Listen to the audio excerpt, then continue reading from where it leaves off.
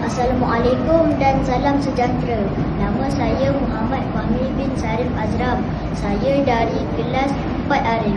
Pada hari ini saya akan menceritakan sebuah komik yang bertajuk Lawak Hero Kentang. Di dalam komik Lawak Hero Kentang ini ada sekumpulan superhero iaitu Kentang Jas.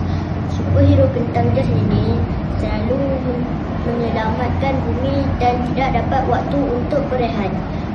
Mereka menyelamatkan bumi dan menangkap orang jahat. Orang jahat